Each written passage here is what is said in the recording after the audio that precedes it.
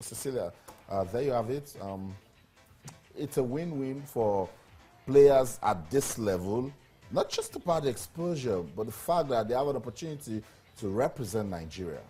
Definitely, and another one is I think they will definitely be in high spirits, being able to be together for a long time. They will understand each other, and of course they understand the essence of this whole thing. They know that once they're able to get there, they start getting points, and before you know it, they enter the senior circuit, and before you know it, well, you might even have a situation whereby one of these players playing the junior circuit or a Grand Slam. That's right. That's right, Cecilia. That's the expectation. And even when you lose at this level, it's a lesson because you just need to look at it and then see ways that you can get better. You're talking about table tennis. Table tennis, yes. I told you I wasn't really happy because you said you wanted Nigeria to play India. I felt, because when you have a team, I mean, you've beaten at the group stage, there's no way that team will not want to bounce back. So that was what happened, and Nigeria lost this morning 3-2 to India. Well, the thing is, they'll have to play classification game where we felt, okay, they're able to defeat India in the quarterfinal. They move to the semi-final, they move to the final. Then they will be in the championship. But right now... All right, Cecilia is trying to push this thing to me. I was just saying that if Nigeria gets to beat India again, then the next time they see Nigeria, they'll start shaking. You know what? It's difficult. Let's go to Kuala Lumpur. The president of the Nigeria Table Tennis Federation is standing by. He traveled with a team. Loads of lessons to learn from this one. Good morning, President. Eniton Waido Shodi, welcome to Sports This Morning. Good morning, Austin. Well, it's good afternoon here. I know. And I'm looking into your eyes where you're trying to smile. We have called it gallant efforts for Team Nigeria, but what an experience has it been for the team? You're with them right there in Kuala Lumpur. You know, it's been a fantastic tournament up until now for us. 5 games in the group stages, winning all 5 games. The boys have played very well, even though we were a player short, but they've done fantastically well, especially Shegun Toriola and Aruna Bodri. As usual, they've done well, but at the last, this was the main hurdle. Needed to beat India to play Egypt for a position in the championship, which would have been good for Africa, guaranteeing finally a championship place for an African team. 3-2, that's the worst, the worst score you can get. But after beating them 3-0 in the group, a good performance, but just not good enough on the day. How are the players feeling now, knowing that they just needed to win this game, of course, get into the semi-final? You can imagine, especially for someone like Shegun Toriola, probably his last World Team Championship, hoping to take us there. It's very sad. But, I think the most important part for us is that when you look at our preparations and or our lack of preparation, it comes this far. It tells us what, really what we can do if we have the right funding and the right preparation. They've done very well by my estimation. And, there's still a game to go to ensure that we stay very high up in Division 2. What's the possibility of we actually having Team Nigeria, playing more tour before the Olympic Games? Cecilia, there's only one thing that prevents us from playing more before the Olympic Games, and that's funding. The players are there. This is what they do day in, day out. We've got a good squad, extremely good squad, and extremely good backups, even still at home in Nigeria that, we couldn't afford to bring this young Jide Omotayo raring to go. Ojo Onolapo, who I know is a great favorite of you guys in the studio, is here with us. They need to be on the tour. There's the Qatar tour, the Kuwait World Tour, the Polish Poland tour. All this comes, before the end of May when we decide which team goes to the Olympic final. And hopefully we can still get some of them playing on the tour before May. I like the names you're calling. When I hear Jide Omotayo, when I hear Ojo Onolapo, the future looks good for table tennis in Nigeria. But President, tell me, how disappointed are you that the female team couldn't make it to Malaysia? After seeing the standard of play here, it would have been a great experience for a couple of the young girls that were going to come with the senior players.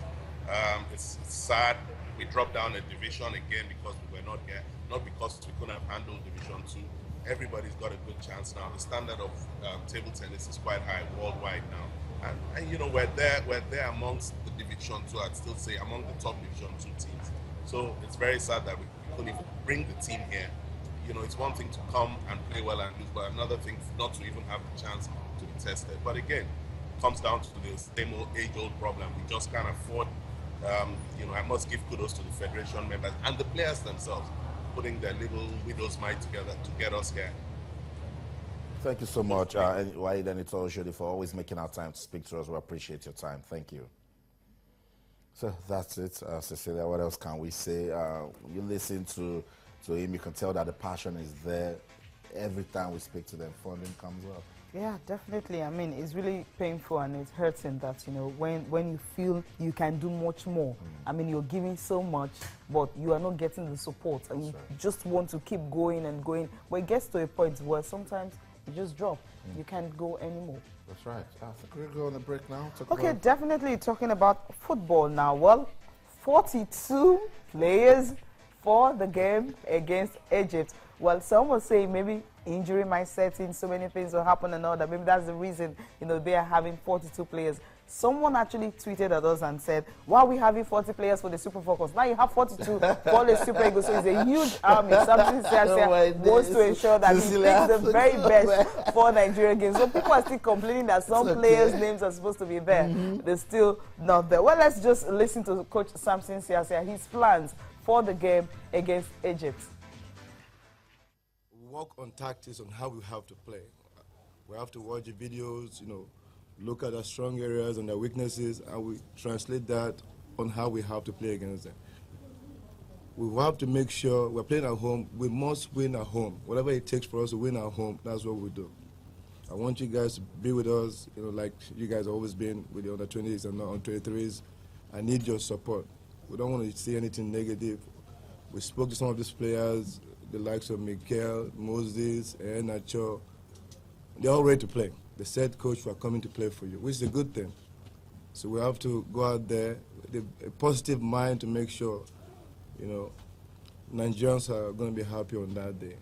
I'm going to give 120% of my time and everything that I have for those two games to make sure we win the game coming up on the 25th in Kaduna. Having said that, we have our program here. What I was kind of worried about was the players going to play for their clubs. If we decide to start the league now, you won't have any players because they're playing Wednesdays and Saturdays. So we're trying to see with the federation. I spoke with Shaba Modi here too about how we can be able to solve that problem.